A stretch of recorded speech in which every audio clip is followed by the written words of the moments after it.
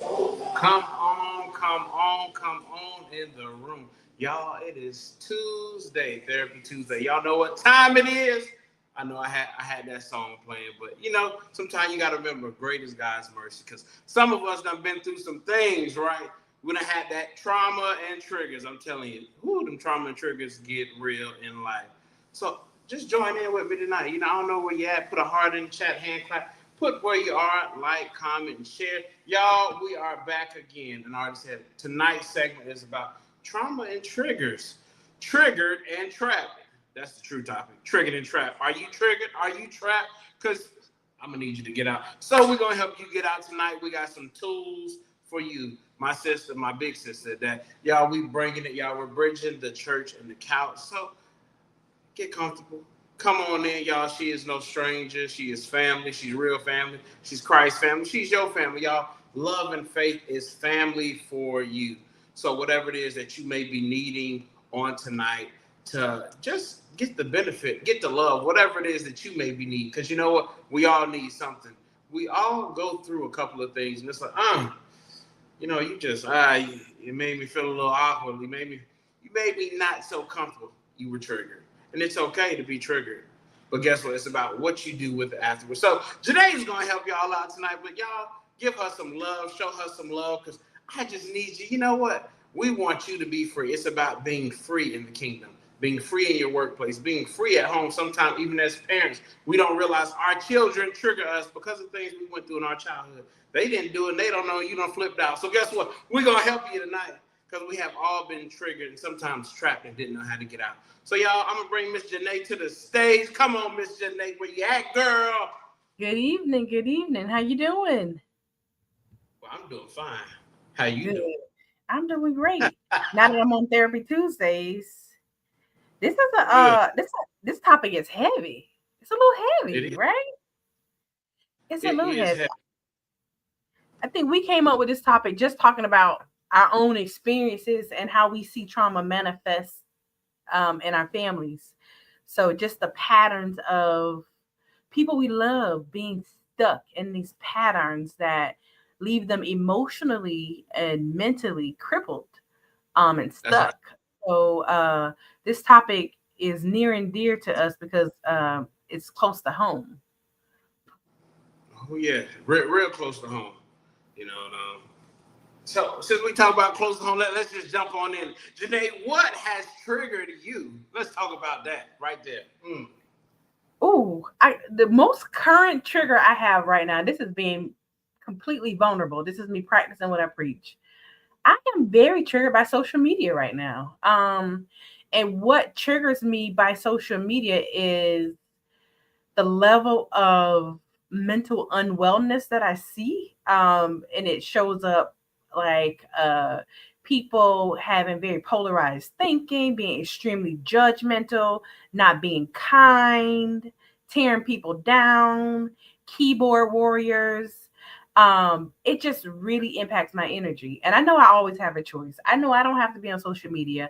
I know I can choose to not be a part of it. So I am trying to figure out how to balance having a business and being on social media and using it as a tool and an extension of my brand. But sus be triggered. I am triggered by a lot of mental unwellness that I see online. And I do feel a little trapped.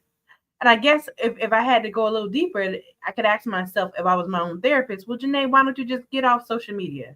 Well, Janae, I'm glad you asked. I could just get off. And then if I were my own therapist, I might ask myself, well, what is the biggest barrier keeping you from getting off? And it probably is an internal belief. And that internal belief is I need to be on social media in order to maintain a successful business. But that's not really a reality. That's just something I'm telling myself to keep myself stuck in the cycle of being in an environment that's triggering me. So that's exactly what we're talking about tonight. And that's my example. And that's me being vulnerable. Since I got to be vulnerable, bruh, I'm going to throw it back to you and see, well, what's been triggering you lately? Oh man, what triggers me is, uh, this may be weird, but progress is triggering at times. And I say that because as I develop, as I go forward, I always still am reminded of. what I don't want to go back to. And so it's like, hey, I've gained these steps forward, but I don't want to go back to old habits or old things. So at times I'm triggered, like to make sure that I keep myself in a line, or that I'm dotting all my T's and crossing my I's. I can't say social media, because man, me and social media suck. Like I care less about social media. I'm terrible. That's why I need some help. So y'all, if y'all know somebody that likes to do social media, they want to help, yo, send them my way, because that is not my thing at all. However, I try to maintain. I will say the other trigger is, not getting so personable with other people's failures, because it's a trigger. Because I always want to help, I always want to be present, and sometimes, especially in my years of living and things that I've done, I don't like to see people fail. And when I realize that the times I drop the ball, how I'm triggered by, like, oh, if you could just do this, or if you can just get this, it'll be so beneficial for you. And sometimes it's triggering. So yeah, that's mine. So I'm gonna push back a little bit. I had to get a little vulnerable. You got to get a little vulnerable. We got to go under the surface just a little bit. Well, not too bad. Let's go. It's all right. Let me grab my water and my hanky. You got to put me on the couch. No, I'm not. Just a little bit. But so when you said, so what I hear you saying is, just being concerned about the well-being of others, and the well-being of the others that you really love and care about has really taken a toll on you. So I guess what I'm curious about is, how does that affect you? Like, what kind of toll does that have on you? Do you find yourself avoiding those spaces with those people? Do you find yourself going into overdrive trying to help? Do you find yourself resisting helping and then feeling guilty because you didn't help, or kind of having to grieve that opportunity to help because it doesn't serve you? Like, where are you in that journey? I would say I'm in all three of those last ones. Okay. Depending on the situation and the person, it may be overdrive. Some it's like, yeah, I got to let you have this. This is between you and God. And then sometimes it's like, yeah, let me shy away. And so depending on the situation, I've been in all three. Some people say, oh yeah, I want to help. Let me do all I can. And sometimes like, yeah, I'm just going to back up. Like, yeah, I'm going to let you have this, because I know right now, if I jump into this, it ain't going to do me no good. However, I'm also happy to say that I'm at a place that I can recognize when it's not making me feel good. And I am triggered. I'm like, yeah, I'm triggered. I need a break. I need to check out. I need to just go woosah, blow, walk around, look at the sky, like something, because sometimes recognizing your triggers is the biggest step forward. Because some people, they don't know what triggers them. They can't tell you, I don't know. It just happens. It just shows up, and then I done turned into the Incredible Hulk. And like now I'm in a place from when I was younger, I was triggered, didn't even know I was triggered. And I just thought, people just thought, oh, he angry. Now I was triggered, because there was a lot of undealt with trauma from childhood, our father not being there and present. So then me mad at him, I'm mad at the world, or going through different abuses in my life where, hey, the only man that I did have that didn't turn his back on me was my grandfather that I call dad, that raised me, So it's like any other man, yeah, let's go. We're going to throw them things, and if you come in aggressive, you're going to get the 1, 2 and a biscuit. And I got some honey for you. But that's real. That's what it was. Yeah. Yeah. You ain't trying to understand me. Like, bro, I don't know you. Let's go. And so having to go through and learn me and find out me, why am I triggered? Why am I bothered? Why did this take me there? That's a journey. And sometimes that journey is uncomfortable for people. Absolutely. And you brought up something that I don't want to give away too much, but I'm gonna bring it up a little later in the presentation, but really talking about how sometimes our traumas are dormant inside of our behaviors and our feelings. A lot of times on the surface it's anger, but is it really just the anger? Because anger is a normal human emotion. But have you ever, we call it labile in therapy, people who are extremely reactive or dramatic. That's the word we like to use. Usually that dramaticism is indicative of a deeper issue going on that may not have been dealt with. So I'll talk about that in my presentation. But yes, I also want to validate people. Like if you might be listening, and I want to validate you too. Nobody is going around wanting to be stuck in these cycles and wanting to be highly reactive to triggers. That is no one's goal. Nobody's doing it. It really is a process that happens automatically. So we have to consciously fight against the automatic process that we really don't have any control over until the back end. So with that being said, you have anything else you want to throw back at me? Me, I just been in that like hopscotch. All right, so jump right in. All right, guys, the topic today is triggered and trapped. What keeps your trauma alive? I don't know. Maybe you're on tonight and you're wondering, why in the world can't I shake this trauma? The reality is we are not going to live lives where our trauma is, or will be traumaless. Let's say it that way. You will always have some type of trauma that you're going to need to process. It may be a new relationship in adulthood. It may be a colleague at work. It may be something you didn't even imagine. So I want to put out there's a myth that sometimes the only trauma that therapists are talking about is childhood trauma. Absolutely not. Trauma is defined as being significantly overwhelmed by something that is beyond your control. That means it is hurting, it is causing you strife, and you can't touch it, you can't move it, you got to sit in it. That is trauma. Remember, I am bridging the gap between the church and the couch. That is our goal. We want to make sure that everybody knows they need Jesus and they need a therapist. If I trigger you, it's not my intent. We're talking about some heavy stuff. We're not going to get too deep in the real heavy things, but it's not my intention to make you feel overwhelmed. The goal is not to traumatize you here with this presentation. If you find yourself triggered, please take care of yourself. Go get some water, take some deep breaths, but take a brain break. My objective today, I just simply want you all to be able to identify the factors that keep trauma alive, learn some foundational steps to begin processing and interrupting harmful emotional and behavioral cycles. That is my objective for today. So participate with me. Let's have some fun. Please get a notepad and take some notes. I am going to give you a 7-step process to deal with trauma. So get your notebook now before I get there. And let's have a good time. Participate in the chat. And I'm going to add this little disclaimer out there.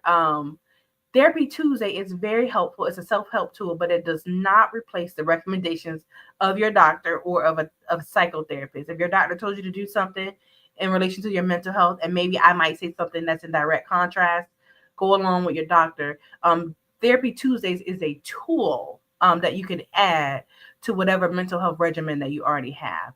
So I want to open up with a question to get you guys involved and connected with me.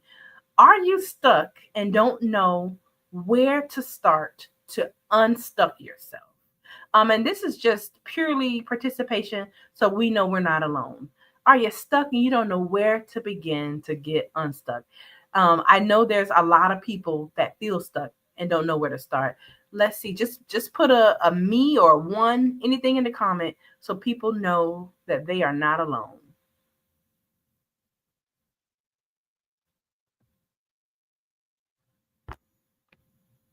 All right. I don't see anything in the comment, but it might come in later. We're going to keep it moving. So why do people get trapped in harmful cycles after trauma? It's a very simple answer. Survival mode. The answer is in the term. I know we always say I'm in survival mode or they are in survival mode, but survival mode is just that, a mode. And when you think about a mode, it is a system that keeps replicating itself over and over. So a person is living in a constant state of survival. Well, what in the world does that mean? That means that even when they're not thinking about it in their subconscious, they're always trying to be in a state of self-preservation. They're trying to make sure that they're able to run away from danger, that they can stay 10 steps ahead of any perceived threat. That is survival mode. It impacts how you think, how you move, how you see danger. I don't know if you guys have ever been around those people. They can sense a catastrophe. They can imagine a catastrophe and start planning long before it happened. You're like, wait a minute, that ain't happened. Or how did you see that? That is survival mode. That is the the repercussions of trauma. That is what that is. So trauma really rewires how we think. A safe and secure brain does not look like a traumatized brain. And in that traumatized brain, there is an internal alarm system called the amygdala, which becomes overactive. It's always on high alert for danger. When a person has multiple traumas or really heavy, intense traumas, what ends up happening is that alarm clock will go off as if you're in a life-threatening situation, just in day-to-day activities.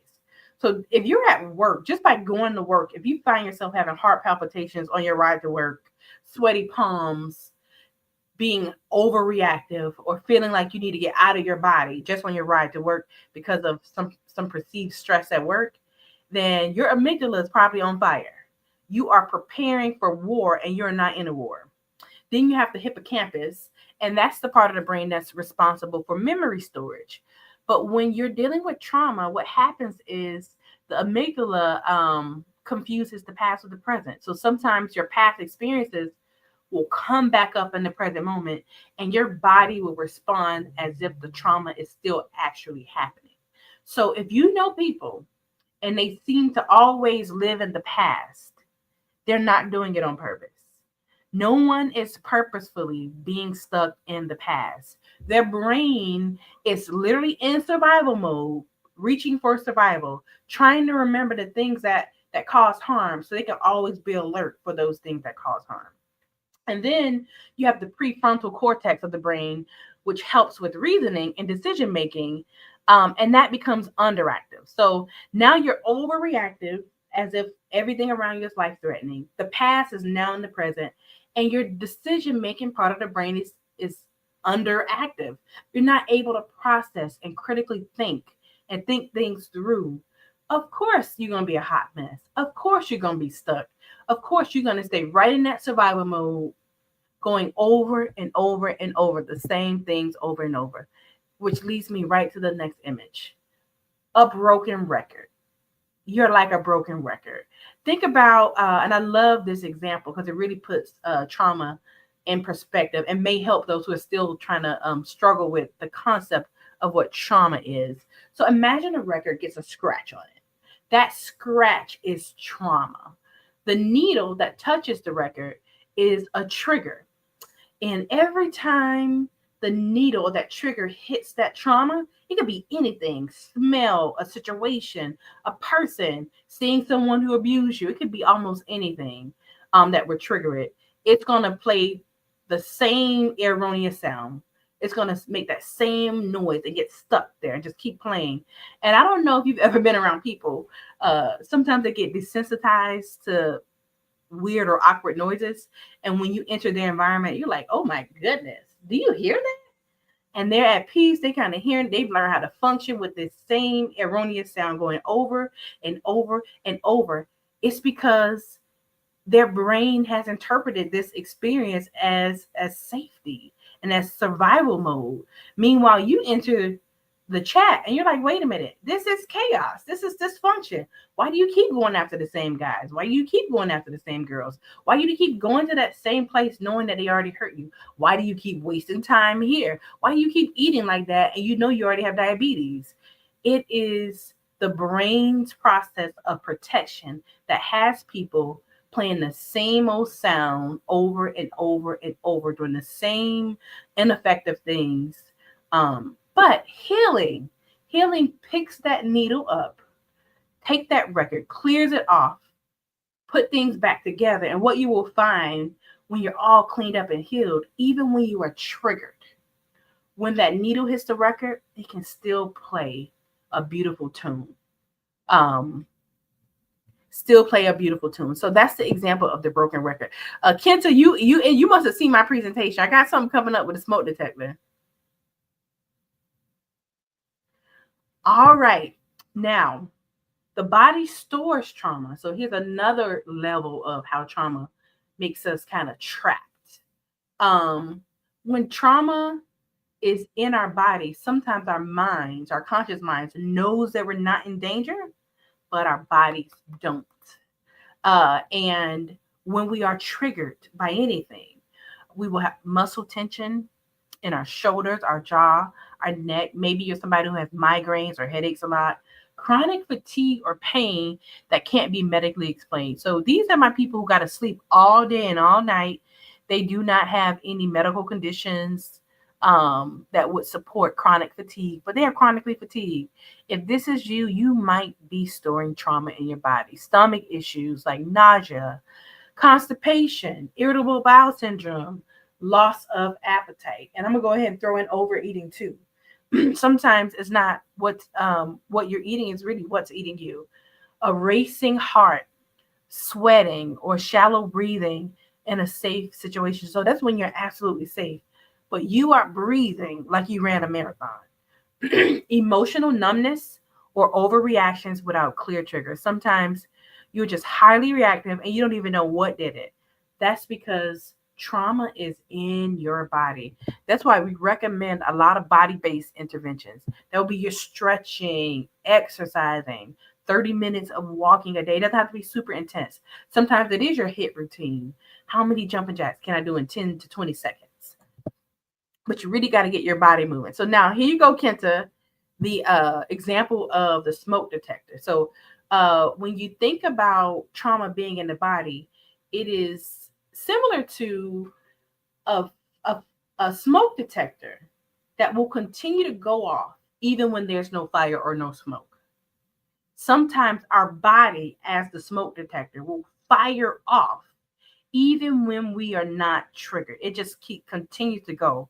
Well, why in the world does our bodies do that? Because trauma is stored in the body and the body doesn't forget it. The body keeps a score. That's also a book. The body knows. Sometimes it's a smell. Sometimes you don't even know. Maybe you saw someone that looks like your abuser.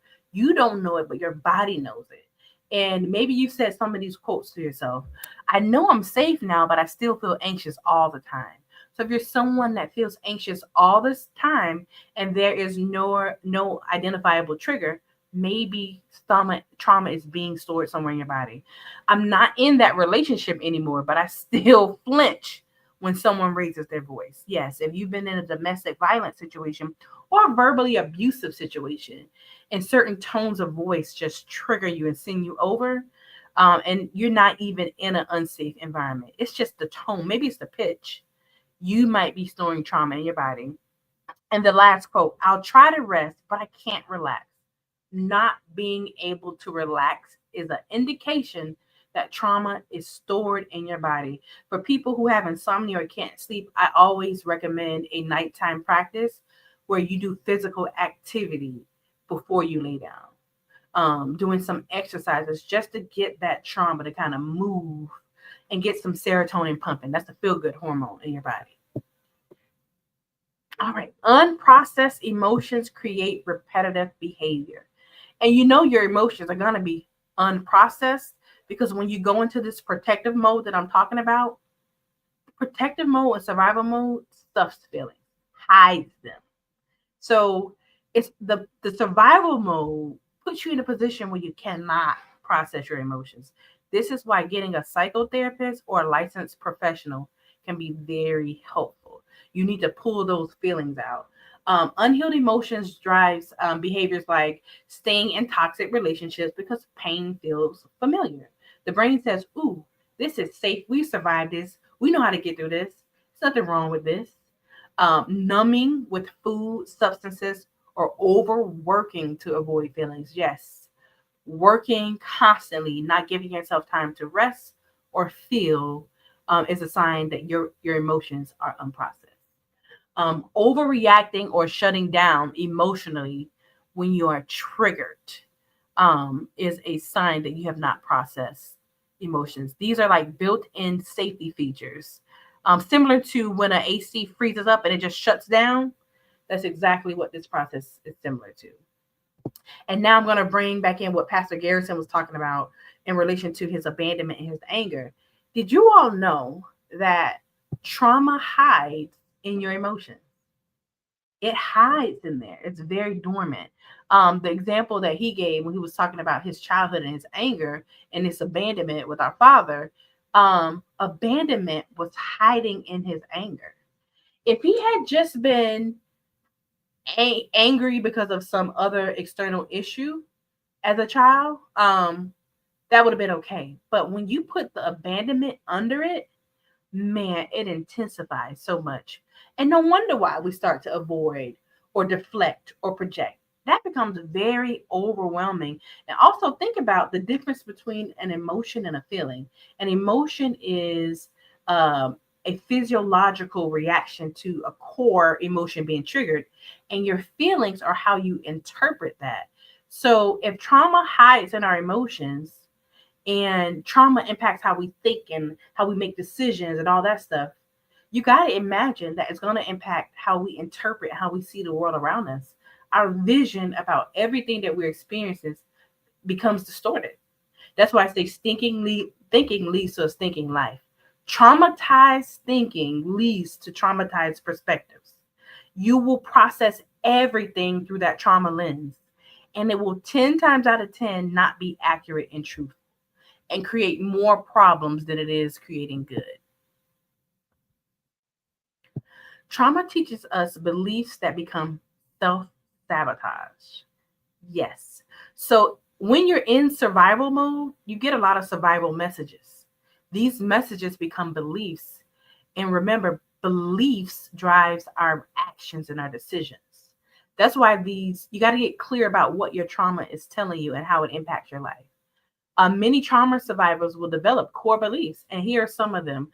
Maybe you have a core belief. If you're brave enough to share maybe one of your core beliefs that your trauma has shared with you, put them in the comments. I'll be very vulnerable.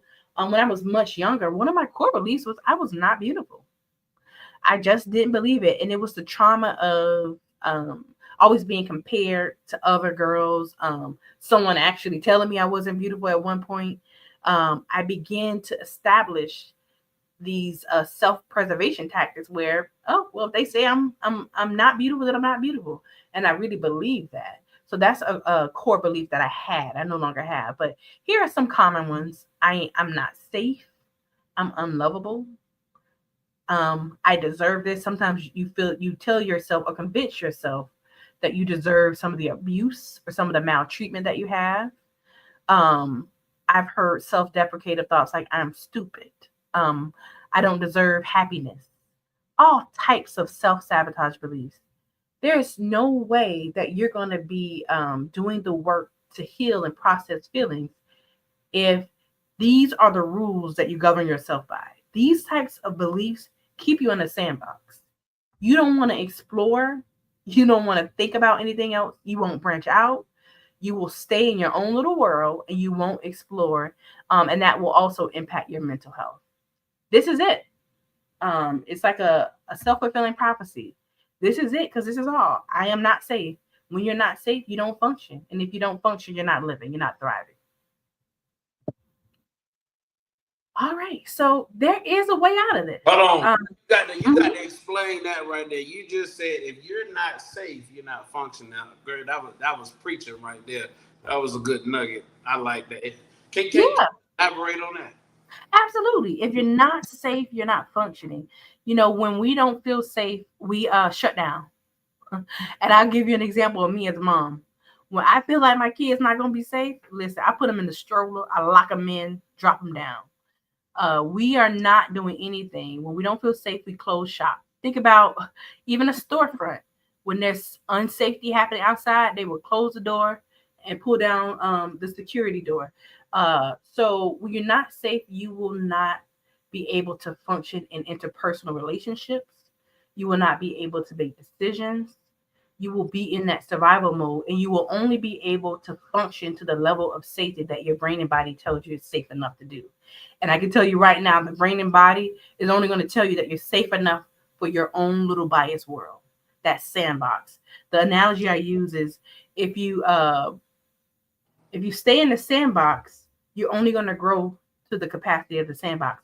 But there's so much stuff on the playground. You got monkey bars, you got the swing, you got the slide, you got other stuff, you got a seesaw. But you cannot go explore and have a life and grow and develop because your brain and body told you this is it. The sandbox is the only place you can be safe. Was that So good enough for you? yeah, but let me, because you just said something like that with that exploring. So basically, you're saying you can be going through your everyday life, but still not functioning. You're going to work, you're doing this, but internally and emotionally, you're not functioning. You're in a sandbox. I Yes, love you are it. not functioning to your full capacity.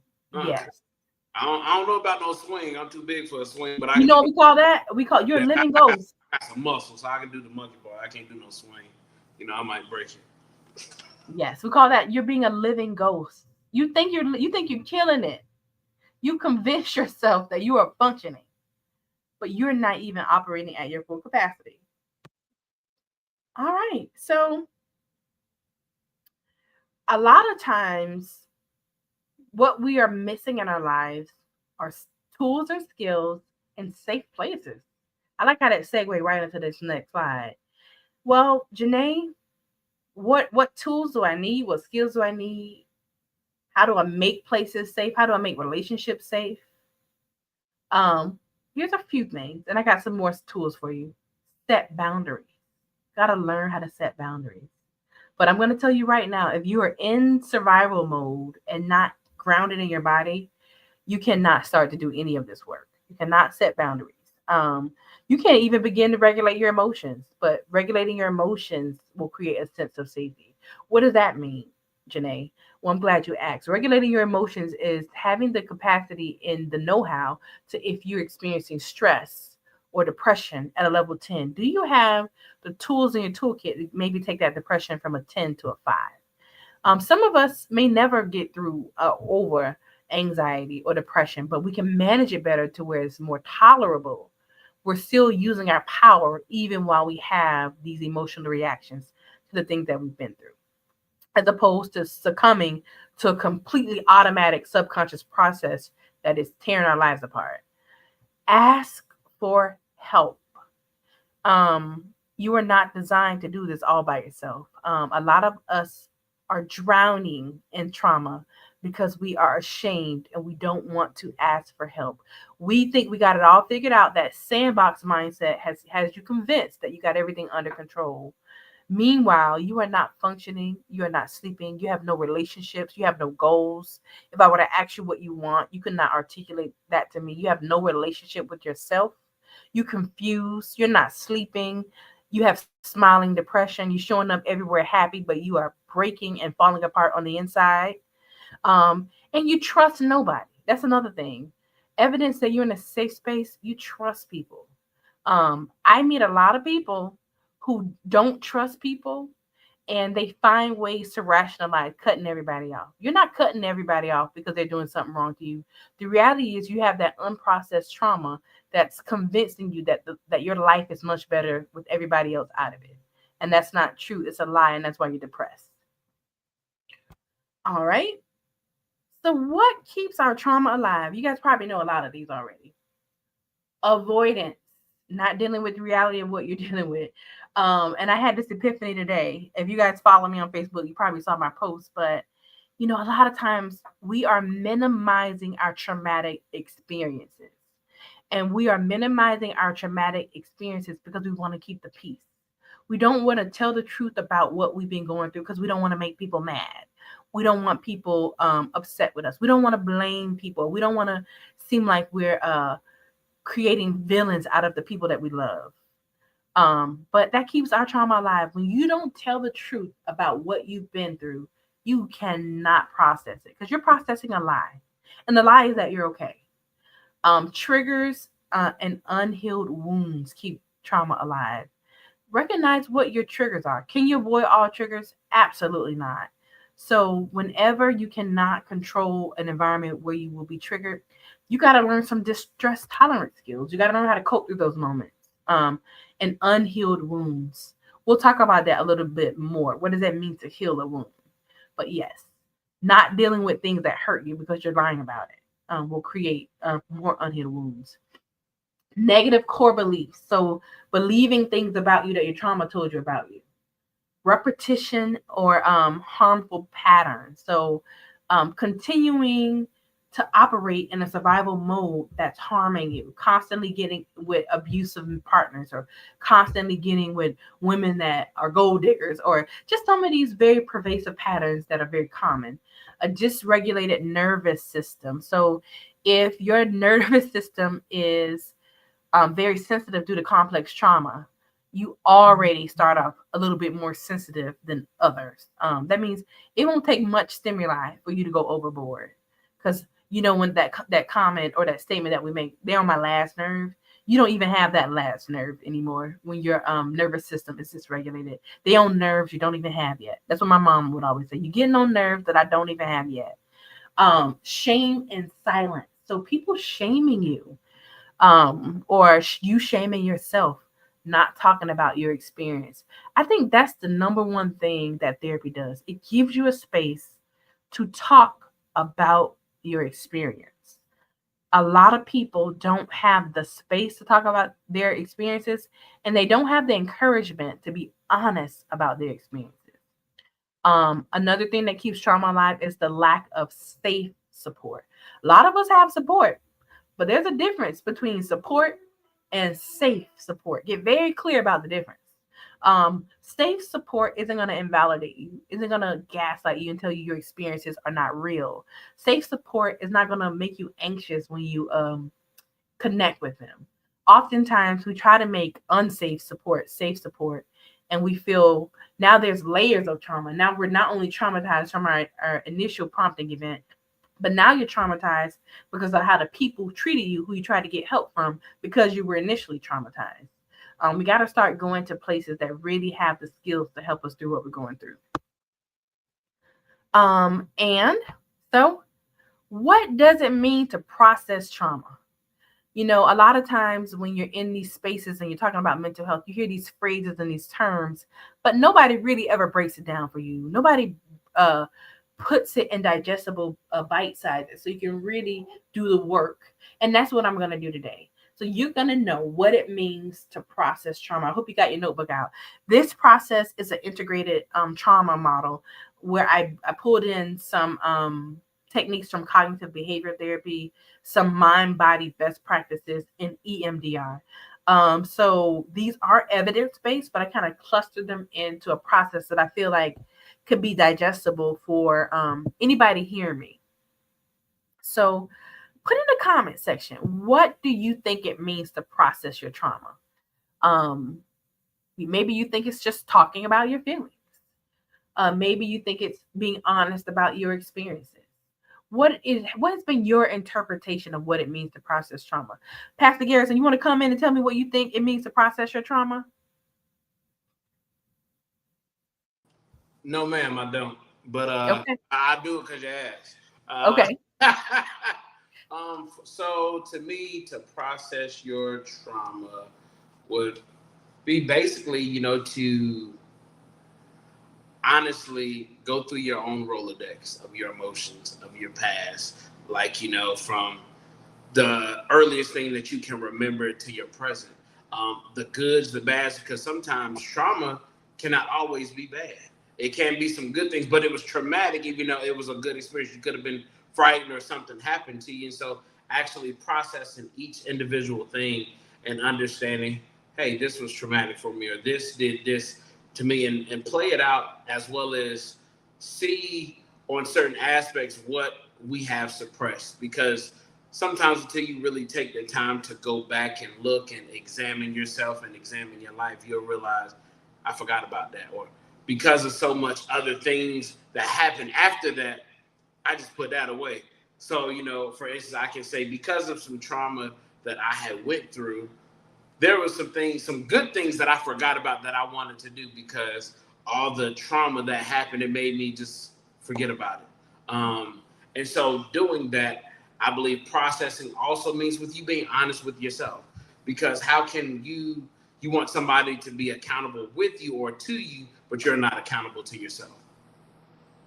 I hope I answered. Yeah, there's no wrong answer. That was right. Good job. Yeah. So I'm gonna make it clear, and I want you guys to never forget this understanding of what it means to process your trauma. It's pretty simply put. It means to process your trauma means to help your brain, body, and emotions understand that the painful experience is over.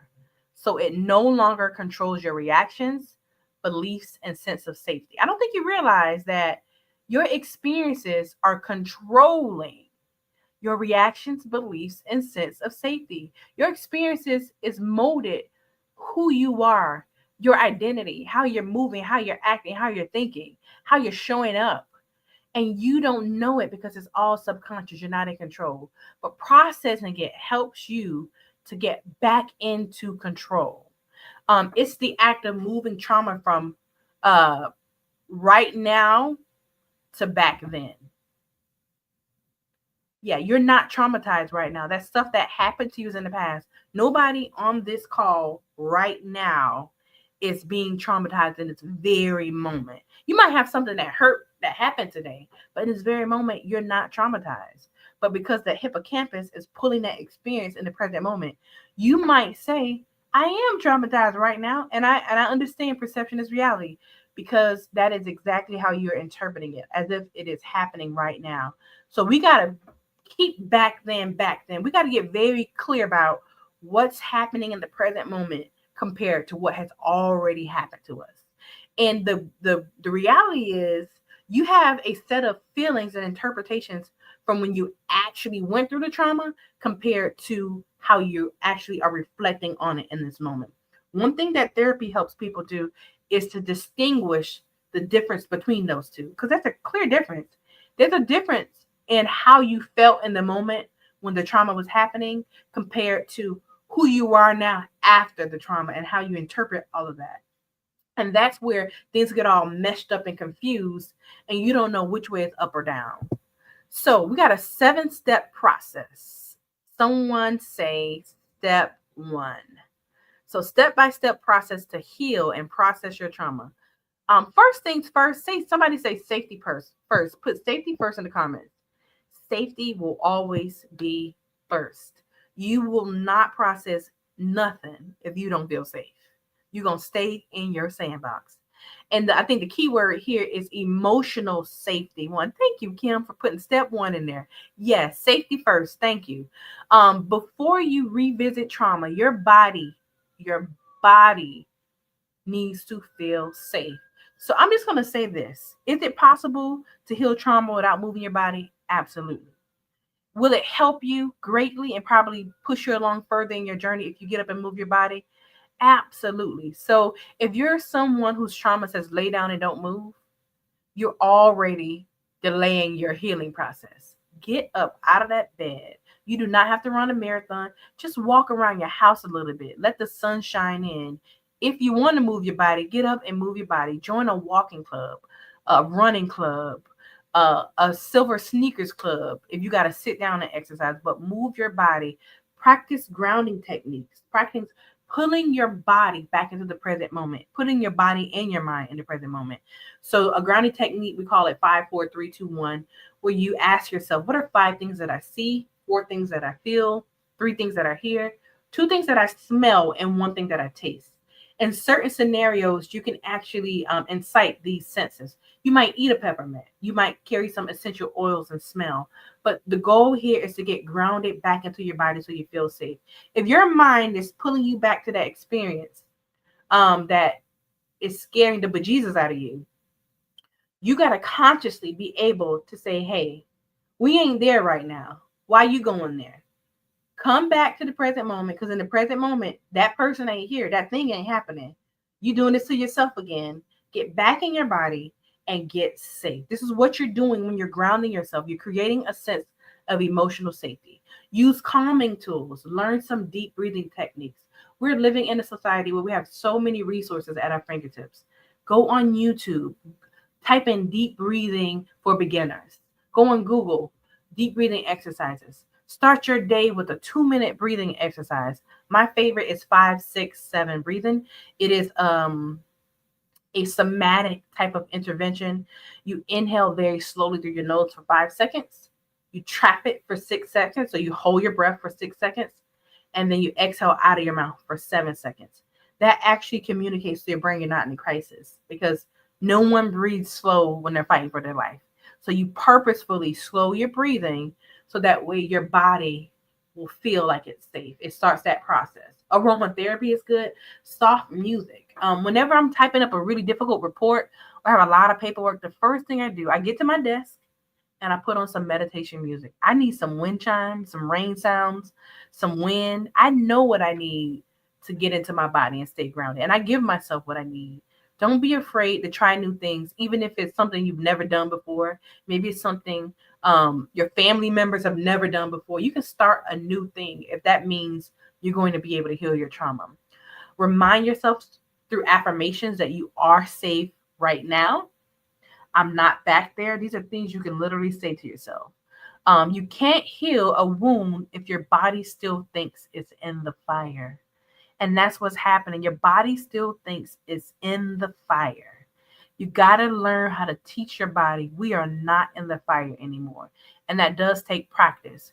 That doesn't mean when you get off with me tonight that you're going to go home and do this and be like, oh, I grounded myself. I'm good. It don't bother me no more. No, it's going to take you some time to practice and build mastery, much like learning how to ride a bike. Step 2, you got to acknowledge what happened. You have to name it. You have to label it. You do not have to tell your whole story over again. But some truths about your experience has to be said. And one thing I love to encourage my clients to do, I want to hear it in their voice. I want to hear their truth in their voice. I will admit sometimes it's harder to admit it out loud, and sometimes I do have them write it out. But I was abandoned is a complete sentence. You don't have to say I was abandoned, but. You don't have to say I was abandoned, but I understand my mom had to work. Just say I was abandoned. I wasn't protected when I needed it. Period. Make it a complete sentence. I was hurt by someone I trusted. The reality is you guys are not being honest about what happened to you. So you are not very clear about what you need to do about what happened to you. Write it, whisper it, say it out loud to yourself. Naming it will start the healing process. So you got to acknowledge it. Step 3, identify what you felt then versus what you feel now. That's exactly what I was explaining when I started this process. You got to ask yourself, what did I feel when it happened? Did you feel fear, shame, hopelessness, disgust? What were you feeling? What do I feel now when I think about it? Guilt, anger, and sadness. Those are 2 different realms of feeling, and you got to deal with those differently. A lot of times what I see is maybe sadness and anger when people are in the moment or reflecting how they felt in the moment of their trauma. And then their current feeling may be resentment because now they're resenting those people that did those things to them. Why does this matter? Well, you're building emotional awareness and separating past pain from present reality. You're learning how to become an expert on present reality. The brain and body, listen, the brain and body has a PhD in past pain. Now you got to build your skills and your knowledge in the present reality. So the more you talk about what you feel right now, the more time you will spend in the present and the more power you will have to really start the healing process. Step 4, you got to connect the dots. You got to understand how your past trauma informs how you show up today. That's some hard work in therapy because sometimes people can't understand, wow, the reason why I tolerate so much in relationships is because my mom modeled that for me. It takes a while for people to get there. As a therapist, I see it all the time, but people have to get to their own understanding in their own time. And I just reframe and reflect things back to them to help bridge the gap between that understanding. So look for how your trauma shows up in your life now and some questions you can ask yourself. What triggers me today? What beliefs did I form because of what I experienced? That's a real good one. What beliefs did I form because of my experience?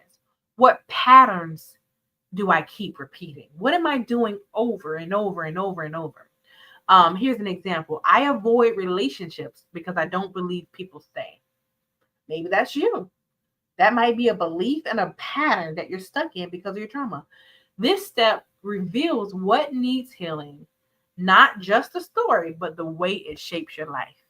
How is your trauma and the way you interpret your feelings shaping your life?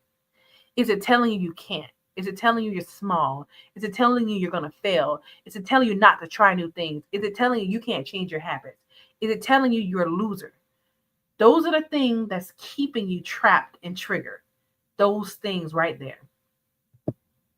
Step 5, you got to release your emotions. You got to, I call it expressing emotions, much like squeezing the air out of a balloon. You got to learn how to push those emotions through, not stuff them. That looks like crying. How many of you guys, I guess, put a 1 in the chat? If you, when you cry, you try to stop yourself. I don't. Do you apologize for crying? Do you tell yourself you shouldn't be crying? Um, it's okay to cry. That's how you get that stuff off of you and out of you. Cry, journal, scream into a pillow, draw or paint about your feelings. Move. You can shake, you can dance, you can walk. Yoga, stretching, breathing. You got to learn to move that stuff. You got to get away from feeling things and sitting around waiting for it to just pass or not doing anything about it. When you feel these things in your body, let this be a call to action. Janae said, I got to express this thing. I got to do something about it. One thing I used to love to do, and I still do, I like singing. I will sing. I express myself through singing and dancing. This step is about letting your body finish the emotional response it never got to have. I don't think you guys realize that. When you stuff your feelings, those emotions never got a chance to be processed, expressed. You never wrung them out of your sponge. You are a sponge, and it's full of stuff, and it's never been properly wrung out. Step 6. Can't change what happened, but you can change what it means about you. Yes, you can change what your trauma means about you. I call it integration. Like, there was a time where maybe I had that victim mentality because that's what my trauma was telling me. And it was always things are happening to me. They did this to me. That hurt me. Now my language is different. Yeah, that happened to me, but the healing is my responsibility. And look at me, healed in spite of what people did to me, how they treated me, and what I've been through. My trauma is not my identity. My pain is not my identity. It is a part of me. It has molded me and shaped me, but it's not keeping me stuck in an identity that really doesn't align with my God-given purpose and what I'm supposed to be doing in life. What you need to ask yourself these questions. Sorry. What do I know now that I didn't know then? Because trauma will teach you that. And the answer to that is what you need to use to catapult your life in a better direction. What would I say to my younger self in that moment? So going back and kind of healing that inner child. What's something that you needed as a child that you didn't get that you can give this adult version of you? What strength did I develop because I survived? I call it a trauma talent. My trauma talent made me an excellent leader. My trauma talent made me very aware of details, very creative, and I'm thankful for the gifts that it gave me. So you can turn it was my fault into I was never responsible for someone else's harm. You could turn I'm broken into I've been deeply hurt, but I'm healing. Yes, it changes the narrative. You get out of that sandbox. I was trapped in this mindset, but look at how I can be more free because of how I'm choosing to look at my situation. And the very last step, choose a new way forward. Yes, you cannot keep moving the same way and expect different results. Processing your trauma means you no longer let it choose for you. You're no longer going to let your fears and your worries and your subconscious mind just choose your life for you. Now you get to decide because now you're in your body, you're present. You're focusing more on the present moment and your present feelings. You have more power. You can get behind the steering wheel and now steer your life where you want it to go. Start very small. I don't want you to get off here with me tonight and start doing really big trauma work. Start small. Set boundaries you once were too afraid to set. I call it opposite action too. Practice self-compassion instead of self-blame. That's definitely opposite action. If you normally been blaming yourself, be kind to yourself. Do something today your old self would never believe you could do. You're not erasing the past. You're building a life that's no longer controlled ruled and dominated by your past. And that is what you want to do. That is healing your trauma. No longer letting your past experiences be in control. You are a human with power. You are a rational thinking creature. You can be in control. Some final tips for processing trauma. Um, this process is not linear. You're not going to go step 1, 2, 3, 4, 5, 6, 7. You will actually probably bounce around. You will cycle through these, especially depending on the trauma, your mindset at the time of the trauma, who's involved in the trauma. You're going to be a different person depending on what you're going through. You cannot rush healing. This is a process. This isn't going to happen in 3 months. This isn't going to happen in 3 weeks. I don't know what the time limit is, but you got to be patient. You got to understand that you don't have to rush through this. You don't have to do it alone. I can't stress that enough. Some of my best progress in my life, I did it with somebody by my side. Whether it was my husband, whether it was a pastor, whether it was a group of people through a sorority or through a church, or nothing that I feel like is of value in my life, I did by myself. Now, I have spent a lot of time alone, but I have not done anything by myself. Trauma work is tender and sacred. Remember that. You're not going to treat healing like running an errand. You're not going to treat your healing like, oh, it's whatever. Trauma is sacred work. You're going to need Jesus. You're going to need the word. You're going to have to put the word on this. You're going to need help. Really be in your body. Take this serious. Put it on your calendar. Put reminders on your phone of the things you need to do to get in your body. You got to put practicing grounding once a week on your phone on Wednesday at 3:00 to help you remember. You got to do that. So as usual, I want to check for your understanding. I want to make sure that you didn't sit on this discussion with me for about 40 minutes and got nothing out of it. I want to make sure you really internalize what I'm saying. So just put T in the comment section if it's true, F in the comment section if it's false. Trauma can continue to affect your life even if the event happened years ago. Is that true or false?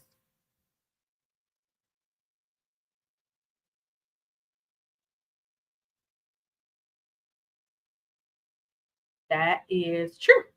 Trauma will continue to affect your life even if the event happened years ago. It could have happened 5 minutes ago, 50 years ago. It can still affect you today because your brain will pull that thing right into the present moment. Avoiding your feelings is a healthy way to cope with trauma. Is that true or false? Avoiding your feelings is a healthy way to cope with trauma.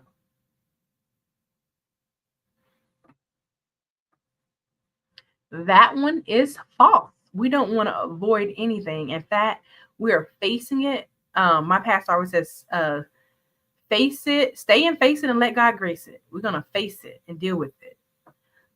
The next one, the body can hold on to trauma through physical symptoms like tension or fatigue.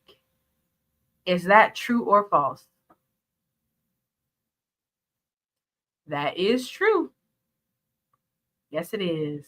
It will hold it in the body. A lot of times we think we having health conditions and we having trauma conditions. You don't need to see your doctor. You need to get with yourself. The next one. Repeating harmful patterns can be a sign of unresolved trauma. That one is true. Repeating harmful patterns can be a sign of unresolved trauma. In fact, if you find yourself stuck and not able to move forward and you keep doing the same things over and over and over, it's a sign that you may need to look deeper. Processing trauma means pretending it didn't happen and moving on. Is that true or false?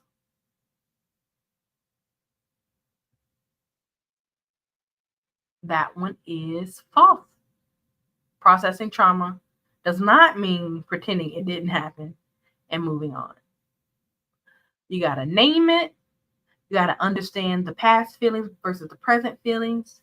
You got to make meaning of it. You got to reframe it. All right. You must feel completely safe before beginning to process trauma. Is that true or false?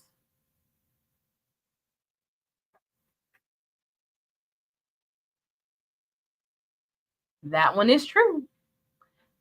Safety first. You cannot process anything if you do not feel safe. You must feel safe. More specifically, emotionally safe before you begin processing your trauma. So I think that is also why a lot of people fail at processing their trauma. They start trying to process it and they do not feel safe. They're not in safe environments. They're not around safe people. They have no support. And when you start to process your trauma too prematurely, when you're in an unsafe environment, you can get re-traumatized and re-triggered, and you go right back into that sandbox I was talking about. All right, trauma can change the way you think about yourself and the world. Is that true or false?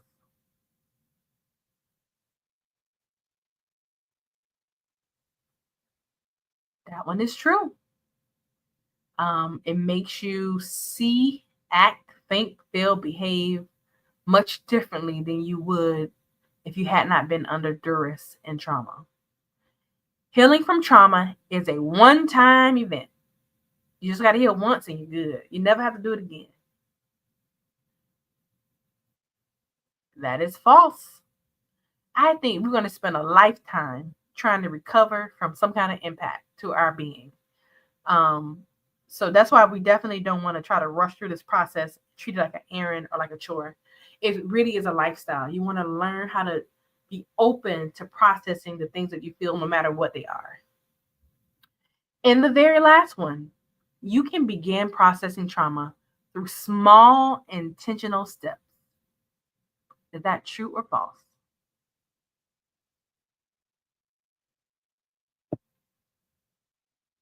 That one is true. Well, as always, I appreciate your time and your energy showing up in this space. Did you know coming on here on Tuesdays is a form of self care? So if you are here, give yourself a pat on the back. You did some self care this evening. My hope and my prayer is that I said something that has ignited a step toward healing. I don't care if it's an ant step. If all you got is an ant step, then I'm grateful and I have done my job tonight. Right now, I'll turn it back over to Pastor Garrison so we can take your questions, your thoughts, and your feedback.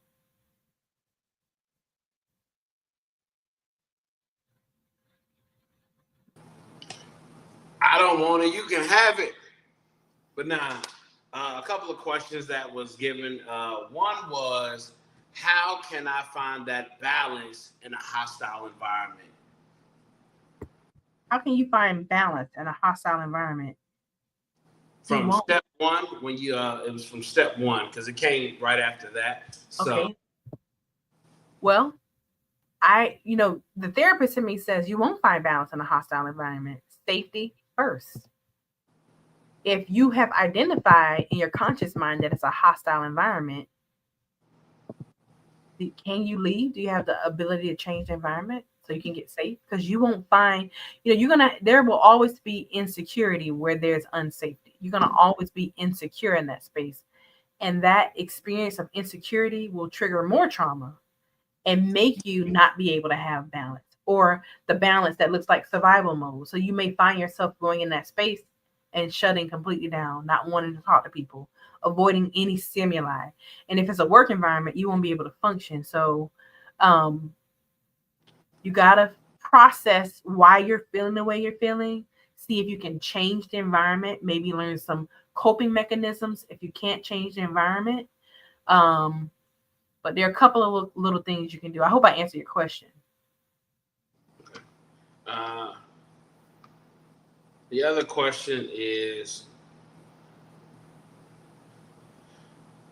I seem to get manic, so I'm trying to put the message together. I seem to get manic at times, so I try not to overthink myself, but it seems like it constantly happens. Yeah, that is something under there. You're not overthinking because you just want to overthink. And it's good that you identify that you get manic. So to me, your trauma is definitely in your somewhere in your mind and your body, possibly. I if I could process more with you. I want to know what you're feeling in your body, where you're feeling it at. But you're not getting manic for no reason. There's a reason. And if you can't identify it, maybe it's time to talk with someone who can help you identify why you're getting manic and overthinking. A couple of clinical conditions that make one manic is bipolarism, anxiety, OCD. Those are fear-based diagnoses that usually make us overthink. And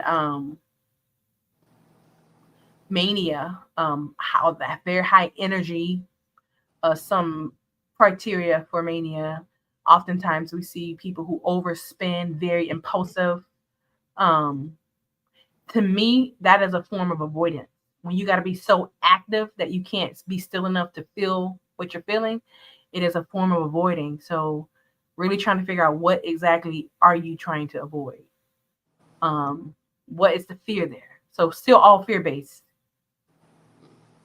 Now you just said something like with excuse me, with that compulsion. How does that play with your trauma? Like, compulsive spending, compulsive buying, or even compulsive, like, oh, we're friends, that everybody you meet, they have to be your friend. Like, can you dive into that?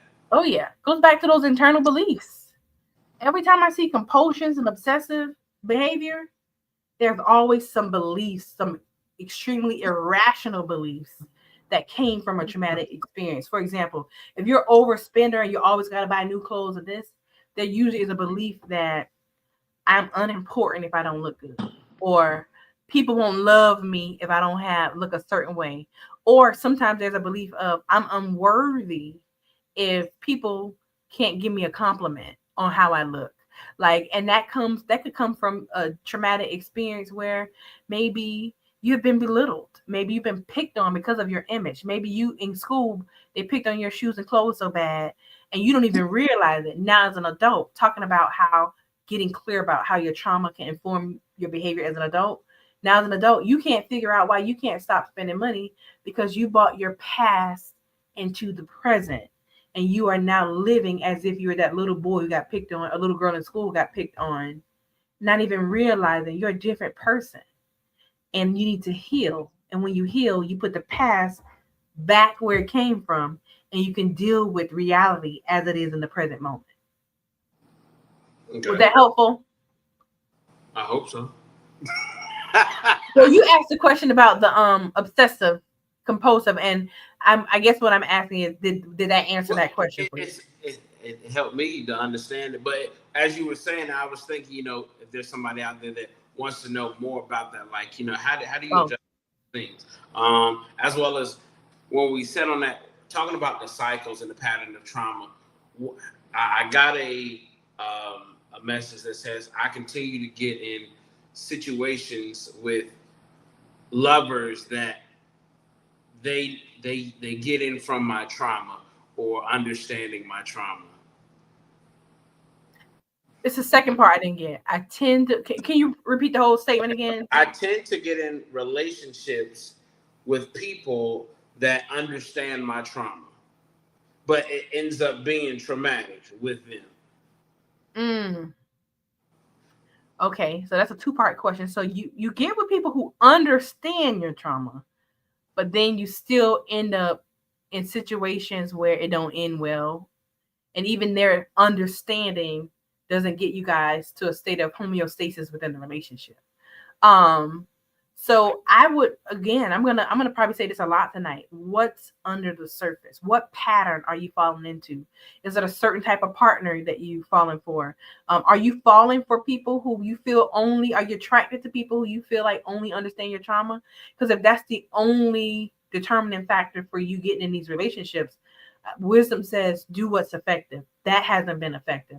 Maybe, and I'm making assumptions because I don't have enough information, and forgive me if this doesn't align, but maybe we need to look at some other things in addition to if they understand my trauma. In fact, maybe they don't need to understand your trauma, but are they compatible with you? Do you guys have values that align?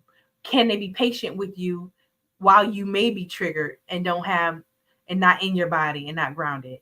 Maybe there's some other little things that you need to look for in a partner, not just if they understand your trauma. Because what I'm learning from your experiences, just because someone understands something doesn't mean they have the skills to tolerate it. Maybe these people are not graced to handle you. That's good right there. We just got three powerful questions, but I want to give you the one in the chat first. It says, how can I overcome trauma from popping up while I'm reflecting on healing?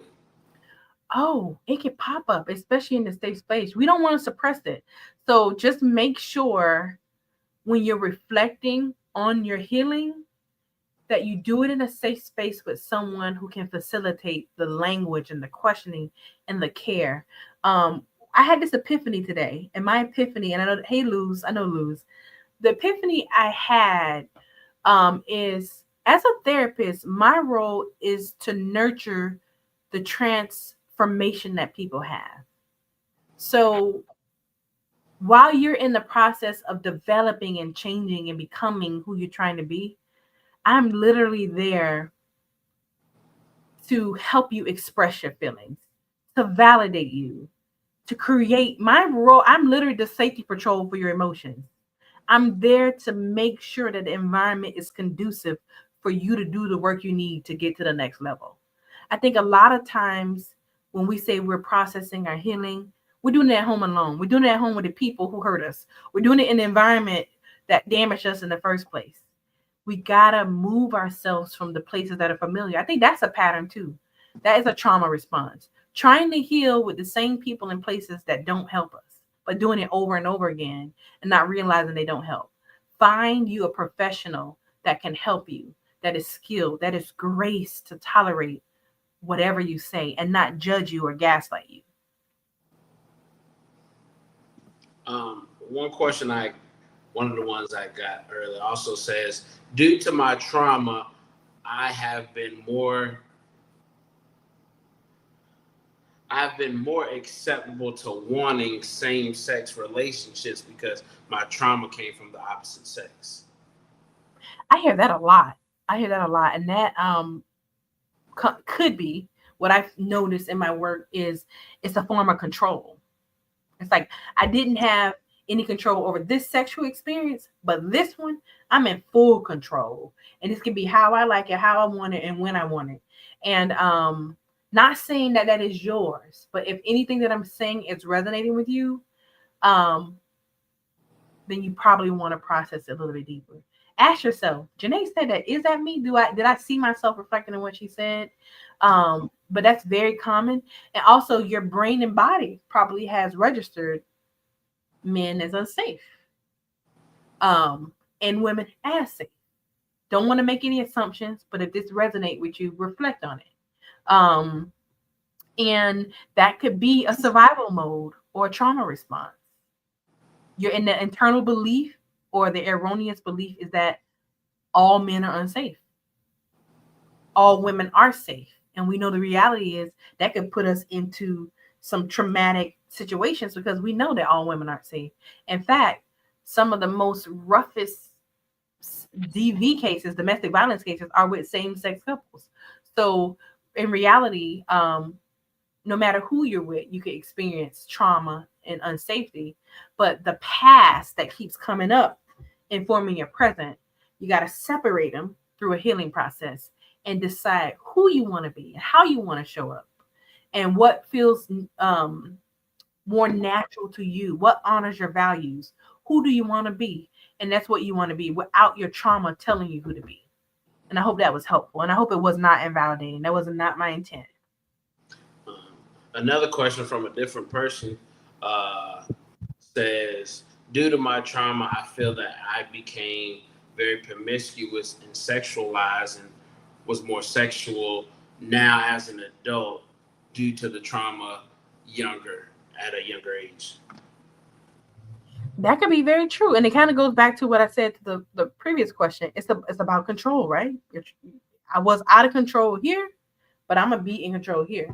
And then there's also a biological and hormonal component that, some things just change when you have been sexually abused. And the promiscuity sometimes can be connected to addictive cycles where it's not it is the sex that's the issue, but what you're really addicted to is the dopamine burst that you get from those experiences. And that is a form of self-medication. So you're literally stabilizing your moods through sex. So as a therapist, I would be curious to know if that's true, if what I'm thinking might be true, and if so, if you would be open to working on more effective ways to deal with feelings.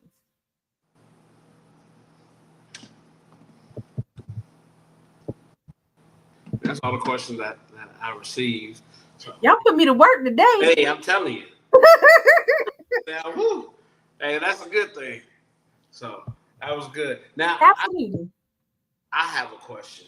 Okay. So with trauma, from the therapeutic side, how can we bridge that trauma with ministry, with church? You know, because trauma is real, and I think at times, you know, churches, the building, the place, you know, the ministry, it's supposed to be a safe space, right?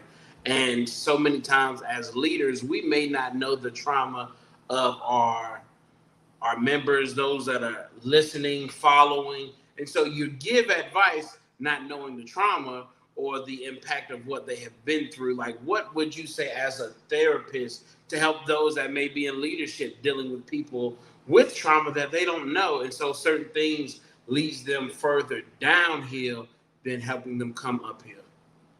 I think this right now, what we're doing, right? Creating a space in your ministry. Ministry is about meeting the needs of people. Create a space in your ministry for mental health. You know, it don't have to be a therapy Tuesday, but do something where your constituents know that you recognize that God can use therapists or people in the healing industry to affect change in people so they can think clearly and clearer. Another thing is a non-judgmental stance. Unconditional positive regard is what we call it in therapy. Absolute support and acceptance of a person no matter what they do or say, unless it is causing imminent danger in some capacity. But learning how to let people tell their stories without gossiping about them, without saying negative things, without gaslighting them. The word is powerful and it's useful, but also recognizing where people are in their journey. What I've noticed is sometimes people who are in ministry or in the church, they deliver messages that go completely over the head of people who are suffering. They can't hear biblical jargon because they're in a cesspool of suffering. And sometimes we got to start with the ministry of presence before we start throwing the word on people. We just got to listen. We just need to have like I tell Amor, good listening ears.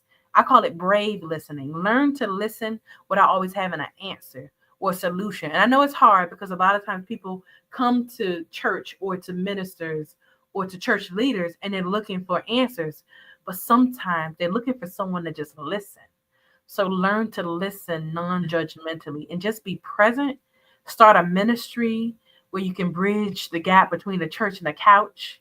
And also learn about mental health. There are lots of books, lots of websites, lots of videos now right at your fingertip. Learn about mental health.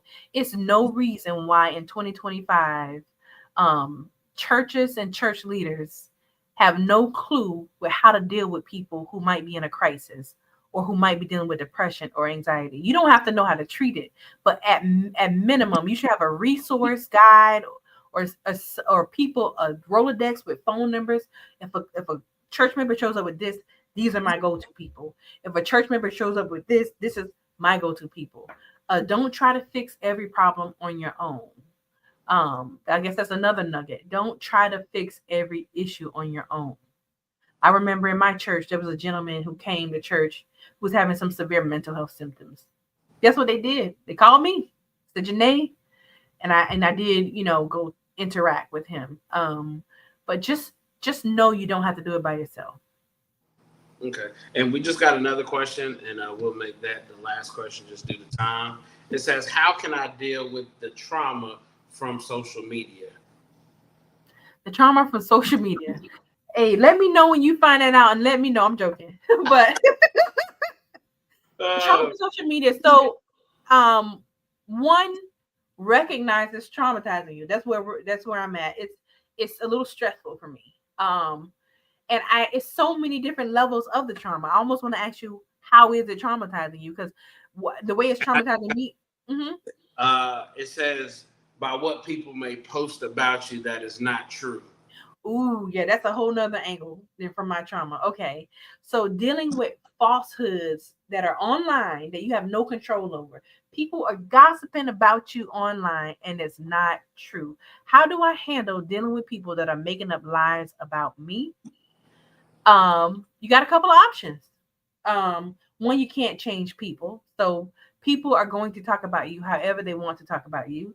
And it says, accept what you cannot change, but change what you can. Also, anytime you refuse to accept what you cannot change, your suffering will increase. So I don't know if you realize this, but that experience was in the past. It might hurt you now, but it was in the past. My question to you is, how do you feel in this present moment? Whatever emotion that is, maybe it's frustration, it might be resentment, whatever emotion that is, I want you to ask yourself, is this emotion coming up? Is it telling you to act or not act on something? You got to really reflect on that. Make sure you're not super emotional when you reflect on that. If it's telling you to act, the next thing is, well, what is it telling me to do? I'm curious. Is it telling you to get off social media? Is it telling you maybe to have a phone call with this person and use interpersonal effectiveness and have a goal driven conversation where you're managing your emotions? You're very clear about your goals. You speak specifically about your feelings and what you want moving going forward. I don't know the value of this relationship, but if you value it enough and you want to maintain it, interpersonal effectiveness might be a good idea. If you really don't value it, and maybe this person is demonstrating that they don't respect you or they are not a safe person for you, maybe it's evidence that it's time to cut that relationship off. And maybe it might be telling you to do that. Could be a lot of things happening, but I think with some of the recommendations I gave you, you got a path and an option. If that emotion is telling you not to act, then don't act. And you might just have to use some distress tolerance skills. You're gonna have to learn how to cope with people talking about you in a way that's not true and you can't control it. And that you might need to vent, you might need to journal, you might need to pray, you might need to exercise and move that emotion through your body. You might need to have a good old ugly face cry to express it. But don't just allow it to fester inside of you and manifest into something else and then put you in a sandbox to now where you don't want to deal with people at all. Forget all people. I'm not talking to nobody. That one person put that lie online. I'm not dealing with no more people, no more friends. Don't do that. All right, Janae, I'm gonna throw this one thing out there. Look, this is just gonna be a quick thing. Somebody comes up to you, they say, Janae, I'm having a traumatic situation. What would you give them? Something short, sweet, and quick that they can hold on to. One nugget that if you go in a traumatic situation, this is what you can do. Mm-hmm. The only moment you have to change the trajectory of your life is in the present moment. There's power in the present. Power in the present. Y'all hear it? Power in the present. So when traumatic things Only happen, pain in the past. ooh, Pain in the past, power in the present. oh, I like that. Pain in the past, power in the present. So you got to be present. So, Janae, amazing job tonight. Thank you so much. Y'all put some hearts in the chat, some hand claps, some waves, whatever it is. If something resonated with you tonight, man, because this was deep, y'all. We've been out here almost an hour and a half. So I know something was said, for somebody. Also, if you got something like it, share it, send it to somebody. Y'all, this is for you all, for us as a community, as the church, as people, non-believers, believers. This is for us. The church is the people. How can the church be healthy or whole if we never do things to get healthy and whole? So this is our way of doing that. And so thank y'all for joining us tonight. We really appreciate it. Y'all, we are trying to continue to grow and expand Therapy Tuesday. Y'all see we got on our Therapy Tuesday gear. So y'all support Therapy Tuesday because we're trying to get out, brand, do some different things because we want to come to a city need. Hey, if y'all call us, we can get it. We can make it happen. we're going to do some things. So help us to shift this movement, because that's what it is. It's a movement. As our slogan is, bridging the church and the couch. There's a lot of people that have a stigma about therapy. So we're trying to eliminate that. And mental health is real. We know in 2025, more people deal with mental health and go through things every day that is not talked about or discussed. So we just want to give education, knowledge, but also be transparent while we're doing it. So thank y'all for joining us tonight. Janae, thank you. I appreciate you, girl. You so awesome. Y'all, that's my big sister. I can brag on her. You just did amazing. So thank you so much for helping us with our traumas, triggers, and all the above, and how to get on track. So as always, y'all, we're gonna let Miss Janae go. Y'all, I'm gonna end it with a prayer. I never want you to leave this moment uncovered. So, Father, I just ask that you touch all those that are listening. Father, cover them, keep them. Father, whatever that they need to do or let go, God, I ask that you help them to get through it, help them to process it, help them to acknowledge it, and anything that has been suppressed. Father, I thank you that you'll bring the healing that they need. God, I thank you that tonight's segment is going to change lives. Father, keep them now and always. In Jesus Christ's mighty name. Amen, amen, amen. Y'all join us this Thursday for Digging Deeper Thursdays. We're continuing our segment on the power of your release. So I'm excited about what God is about to do here in this ministry. Also, if you want to sow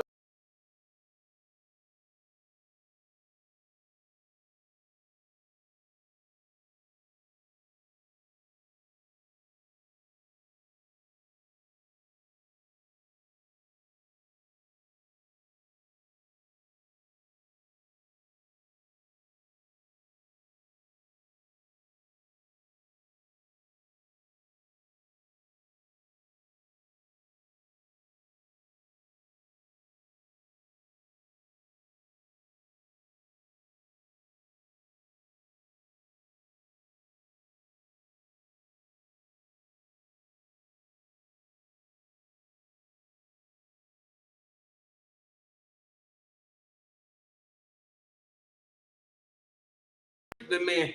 Also, before I get off of here, y'all, it is my bishop's birthday today. He turned 60 today. So if you could put happy birthday, Bishop, in the chat, our covering Bishop G. Mark Mitchell at Faith Assembly Christian Center, the new church down in Durham, is celebrating his 60th today. So y'all, I got to celebrate the one that covers us. So I'm just thankful for his life and that God continues to keep him. But y'all, I love you. I love you. I love you. Thank you for joining Therapy Tuesday. Thank you for rocking with us. Thank you for being here, and I pray that God gave you something on today. Be blessed. Until next time. Next month's segment is talking about the importance of fathers. We know it's Father's Day next month, but man, there's an importance of being a present father. So we're going to dive into that next month. So if you got your questions, get them ready for us. So we will see you then. God bless you.